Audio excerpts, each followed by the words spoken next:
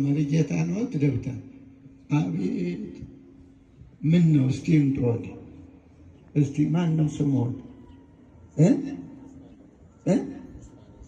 የሥራ ከዚህ በላይ ስራ አለ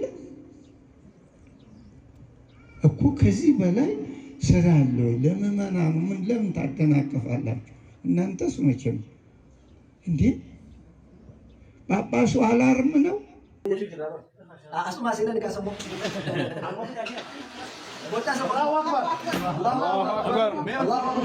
የህዝቤን የወገኔን ጩኸት ሰምቻለሁ ወደ ኢትዮጵያ ወርጃለሁ የሚለው እግዚአብሔር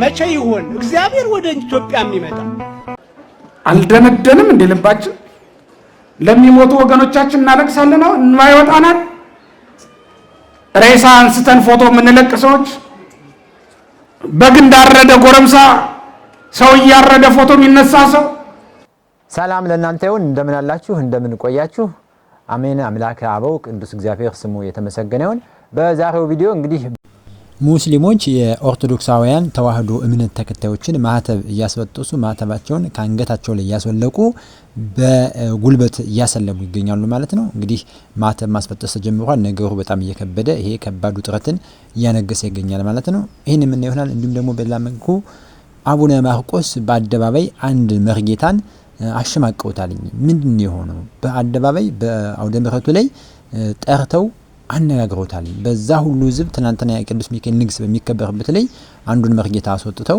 ያደረጉት ነገር አለ ምንድነው ያደረጉት ምን አድርጎ ነው ጥፋቱን በአደባባይ ገልጠውበታል ይሄን ምን መለከት ይሆናል እንዲሁም ደግሞ ሊቀሊቃውን ስማኮነ እጅግ በጣም ምንወዳቸው መምህራችን የሞቱ ኦርቶዶክሳውያን ሬሳ እያነሳችሁ ፎቶ የምትለጥፉ በተለያየ ማህበራዊ ሚዲያ ላይ በፌስቡክ በዩቲዩብ በቴሌግራም በኢንስታግራም እንዲሁም በቲክታክ ላይ የምትለጥፉ ሰዎች ባካችሁ ረፉ ማለታቸው ተከትሎ ተቆሞ የተነሳባቸው በምን ምክንያት ይሄንን አሉ ሙሉ ቪዲዮ የማሳያችሁናል ማለት ነው አብራችሁን ቆዩ እስኪ ቪዲዮአችንን ለመጀመር ያህል በዚህ ደስ የሚያሰኝ ቪዲዮ እንጀምር እስኪ ቪዲዮ ነው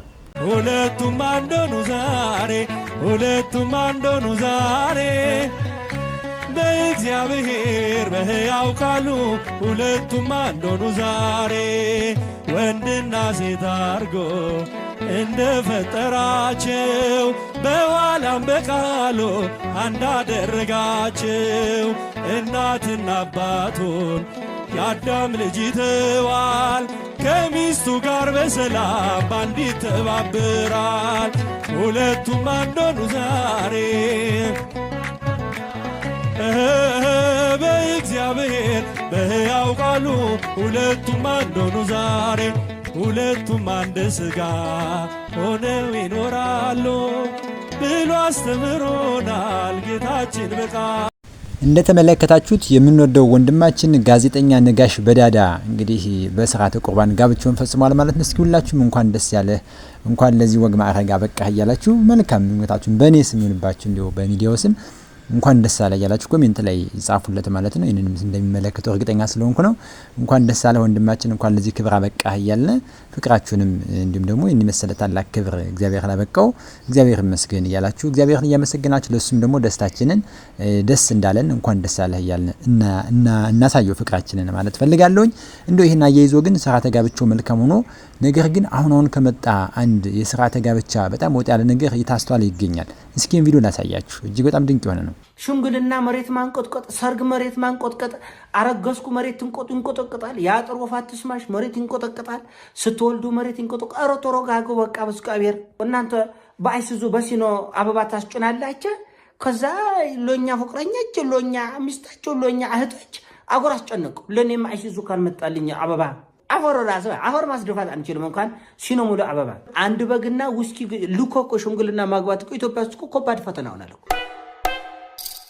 ኦሮበካችሁ ቦልካችሁ ነው የዚህ አገር አርቲስቶቹ ባካችሁ አሁንም ጥጋባችሁ አልወረደላችሁም እንዴ ማንም ሙርጋ ቲክቶከር እየመጣ ዝናውንም ቀማችሁ ብሩንም ቀማችሁ ማስታወቂያውንም ቀማችሁ አሁንም ጥጋባችሁ አልወረደም እንዴ ሽምግልና መሬት ማንቆጥቆጥ ሰርግ መሬት ማንቆጥቀጥ አረገዝኩ መሬት እንቆጥቆጣል ያጥር ወፋት ስማሽ መሬት እንቆጠቀጣል ስትወልዱ መሬት እንቆጥቆ አሮቶሮ ጋጎ በቃ በስቃብር እንዴ ሌላው አያግባ እንዴ ሌላው ሽማግሌ አይላክ እንዴ እናንተ ሞት አስለም ወደቻ ሴቶች እኮ መሬት ጥበባቸው እኮ እናንተ በአይሱዙ በሲኖ አበባ ታስጭናላችሁ ከዛ ሎኛ ፍቅረኛች ሎኛ ሚስታቸው ሎኛ እህቶች አጎር አስጨነቁ። ለኔም አይሲዙ ካልመጣልኝ አበባ ይሄ ልብ ቅርጽ ይሄን እንትን ግብዳ ቤት የሚያክል ፎቅ የሚያክል አበባ ለኔም ካልተጫነልኝ ይላል። ባካቸ እኛ እንትን ሲኖሙላ አበባ ወይ ደግሞ አይሲዙ የሚያክል አበባ ልናስጨነላችሁ ቆርታ ሲኖሙላ አሸዋ አስደፉልን ብትል ብር የለንም።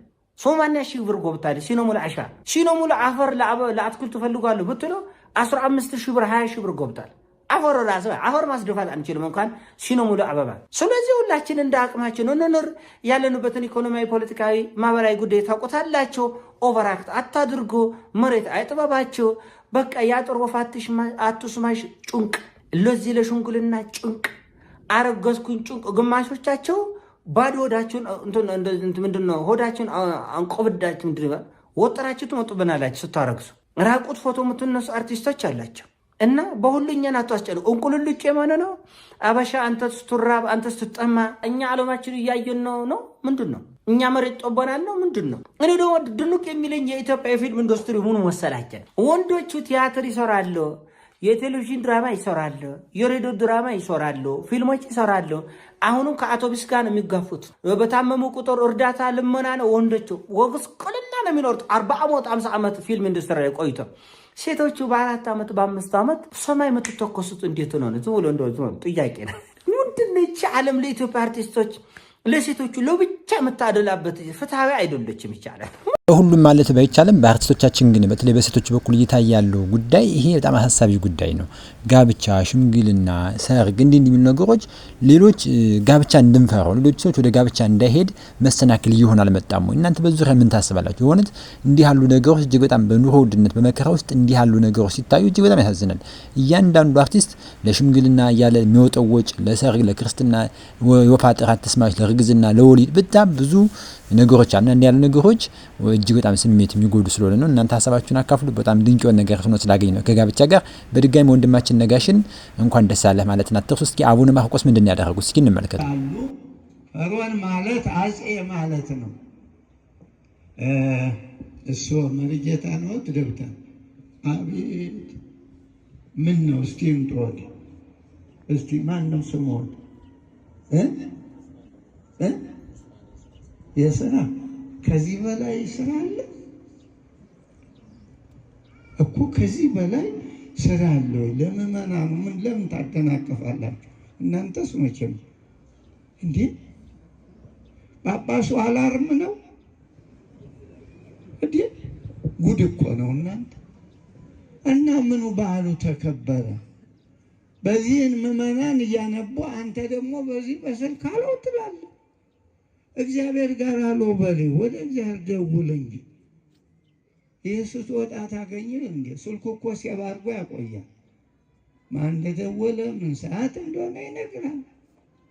እንዲህ በተለይ ካህናት እንዴ ምሳሌነታችን እኮ በብዙ ነው። ጎበዝ ተው አይገባም። ይህ እኮ ነው መከራ ያወረደብን።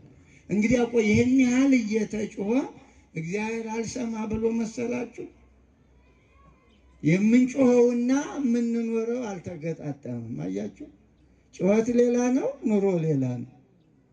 ቅድም መኑ ከማከ ሲል ቆይቶ አሁን ወደ መንደር ሌላ መኑ ከማከ እኮ ምኑ ይገጣጠማል ማለት ነው እንዴ? ባይሆን እዚህ እንኳን ስንመጣ ሌላው ይቅር፣ ይችን ሰዓት መጠቀም እኮ ውድ ናት እኮ። ይች ስትወጡ ይደርስላችኋል። የምን ስልኩ ውስጥ ያለ ሞት ነው፣ ሽብር ነው፣ መከራ ነው። ፈረንጅ ለቴክኖሎጂ ብሎ አመረጡ። ሀበሻ ደግሞ ሰው ያጋድልበታል። የሌለ እያወራ ማለት ነው።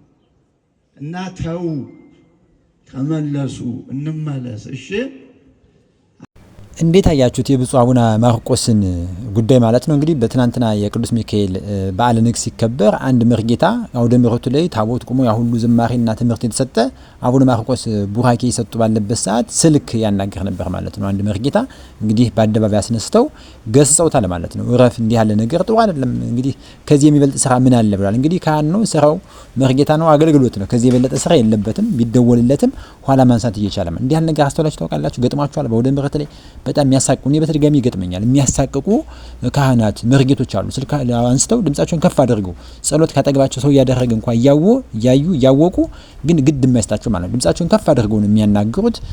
ከዛ ላይ እንግዲህ ጸሎቱ ታቦቱ እንዲህ ያለ ነገር ግድ አይስጣቸውም። እናንተ ያስተዋላችሁት የገጠማችሁ ነገር ምን አለ በዚህ ዙሪያ?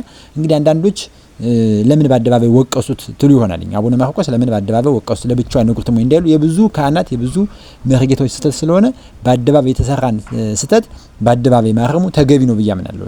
ለሌሎች መማሪያ ይሆናል ማለት ነው እንጂ ለግላቸው ቢነግሩት ለኛ መርጌታ በግል ብቻ ሆና ሌሎችም ይደግሙታል ማለት ነው። ይሄ ግን እንዳያዳግም በአደባባይ መገሳቸው እጅግ በጣም ጥሩ ነው ብዬ አምናለሁ። እናንተ ምን ታስባላችሁ? እጅግ በጣም አቡነ ማርቆስ እኔ ወድጃለሁ። ጥሩ ስራ ነው የሰሩት ብዬ አምናለሁ። እንዲህ ያለውን ተግባር ማስቆም ስላለበት በተደጋጋሚ ይስተዋላል። እኔ ስለገጠመኝ ነው። እናንተ ገጠማችሁ ከሆነ የምታስታውሱን ገጠመኝ ኮሜንት ላይ አስቀምጡ። ያሉ ነገሮችን መረጃ ይሰጠን ስለሚገኝ ማለት ነው። እስኪ ወደ ቀጣይ ቪዲዮ እንሂድ። አልደነደንም እንደ ልባችን ለሚሞቱ ወገኖቻችን እናለቅሳለን። እንባ ይወጣናል። ሬሳ አንስተን ፎቶ የምንለቅ ሰዎች፣ በግ እንዳረደ ጎረምሳ ሰው እያረደ ፎቶ የሚነሳ ሰው ልባችንማ ደንድኗል። እንዴት አልደነደንም ትሉኛላችሁ? በጎዳና የወደቁ ወገኖቻችንን ሰው አየኝ አላየኝ ብሎ የለበሱትን ገፎ የሚሄድ ሰው አለ አይደል? ልባችንማ ደንድኗል። ወንድሙን የገደለ ስንት አለ አይደል? ሰው እንደ በግ ሰርቆ ወስዶ አፍኖ ብር አምጣና ልልቀቅ የሚል ልባችንማ ደንድኗል። ወገኖች አልደነደንም እንዴት ትሉኛላችሁ?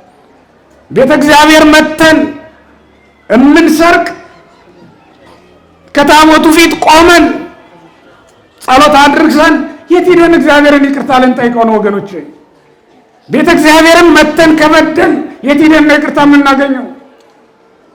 ሰው ሐኪም ቤትም ሲሄድ ከታመመ የት ሄዶ ሊታከም ይችላል? ሐኪሙም ከጎዳው በሽታ ከሆነበት ማን ሊያድነው ነው? እግዚአብሔር ካላዳነን ማን ያድነናል? ቤተ ክርስቲያን መተን ካልተፈወስን፣ ስርየት ካልለመን ካላገኘን የት ሄደን ስርየት እናገኛለን? በዚህ ዘመን ሆድ የሞላው ሁሉ ስራ ነው። ለሰው ተሳድቦም እኮ ገንዘብ ማግኘት ይቻላል። በዚህ ዘመን ራቁትን ሆኖ ደንሶም ገንዘብ ማግኘት ይቻላል። ግን ሆድ የሞላው ሁሉ ስራ ነው እንዴ? ክርስቲያኖች ገንዘብ ማስገኘት የቻለው ሁሉ ስራ ነው እንዴ? ለክርስቲያን አይደለም። ክርስትናውን የማይጻረር ስራ ነው። አንድ ክርስቲያን እግዚአብሔርን የሚያሳዝን ስራ ሰርቶ ገንዘብ ማግኘት በረከት ሳይሆን መርገም ነው። በእውነት ለየኔታ ቃለ ሕይወት ያሰማልን። በቃ ይሄ እንግዲህ ትክክለኛ ድንቅ የሆነ መልእክት ነው ያስተላለፉት ያስተማሩት ትምህርት ላይ ማለት ነው። እንግዲህ ሬሳ ፎቶ እያነሳን ከመነጠፍ በፊት እናልቀስ እንዘን የሚለው እንግዲህ ሙሉውን በፈለገነት ሚዲያ ቻናል ገብታችሁ ማየት ትችላላችሁ። በጣም ድንቅ ነው። ይሄ የሚያስነቅፍም የሚያስተችም አይደለም። ያለ አቅማችንም ብዙ ነገር መናገር ተገቢ አይደለም። እንግዲህ ለሊቀ ሊቃውንት ስምዐኮን መልአክ እግዚአብሔር መልአክ ቃለ ሕይወት ያሰማልን። እንዳደመጣችሁት ነው። ከሬሳ አንስቶ ከመለጠፉ ዋጋ የለውም። ነገር ግን ሬሳ ቀድሞ የወደቀን ሰው ማንሳት ነው ወንጌል የሚልን። አሁን ግን ፎቶ ማንሳት ይቀናናል የሚል ድንቅ የሆነ መልእክት ስላስተላለፉልን እግዚአብሔር አምላክ ቃለ ሕይወትን ያሰማልን። እንግዲህ ሙስሊሞቹ ማህተብ እያስወለቁ ነው። እስኪ ይህንን ቪዲዮ እንየው። الحمد لله الحمد لله الحمد لله الذي انقذها الحمد لله الذي انقذها याद कब योजनात इंशाल्लाह याद शील लगे बना को कसकमा की बंदी अच्छा सुबह से तो बारक अल्लाह फीको याद इंशाल्लाह ما شاء الله ما شاء الله بارك الله فيك لقد جنباسنا እዚህ ጋር በደንብ ተመለከቱት። በመቀስ እንግዲህ ማዕተቧን እያስበጠሷት ነው። ይሄው ማዕተቧን በመቀስ ይታያቸዋል ብዬ አስባለሁ። በጠሰች ማለት ነው። በዚህ መልኩ ነው እንግዲህ ያደረጉት ያለው። አላሁ አክበር አላሁ አክበር እጋ አባዳ ከበጃ ለዋንቴ ፊ ሙስሊሞና መንታለማ ሲከበዱ ዋንቴ ዋንኔ አመታሰተናኑ ከበጃ ቱለት መከኛ ለሞተ አይዘው አንድ ነፍስ ሲወጣ እኛ ኦርቶዶክሳውያን ይገደናል። አዎ ነፍሳት ከቤተ ክርስቲያን ከህብረቱ ሲለዩ ይገደናል። አምነውበትና ሆነ ብለው ደግሞ ከሄዱ ከብርሃን ወደ ጨለማ እንደሚሄዱ እናውቃለን።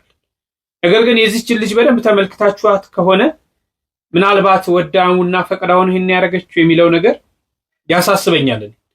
ወዳውና ፈቅዳው ነው ወይ? ምን አይነት አስገዳጅ ሁኔታ ውስጥ ሆና ነው ይሄንን ያደረገችው የሚል አስገዳጅ ሁኔታ ውስጥ ሆና ይሄን አስደረጋችኋት ከሆነ ያንገቷ ላይ ያለው ማተብ ልትበጥሱት ትችላላችሁ። በልቧ ያለውን ማተብ ግን አትበጥሱት። አንዳንዴ ያው ሰዎች ነን፣ ስጋ ለባሾች ነን። ቅበተ እምነትን ላንሰራ እንችላለን። እስከመጨረሻው ሃይማኖታችን ለመጠበቅ ላንጸና እንችላለን። ስጋ ለባሽ ስለሆነ ብዙ ነገር ለመኖር ስለምንጓጓ ምድራዊ ነገር ስለሚያጓጓ እንጂ እውነታ ከሆነ የፈለገ ቢመጣ አንገትን በማተብ አስሮ መስዋዕትነትን መክፈል ሰማዕትነትን መክፈል የመሰለ ነገር የለም። ትልቅ በረከት ያስገኛል። ዘላለማዊ ህይወት በደስታ በተድላ በመንግስቱ ያኖረናል ማለት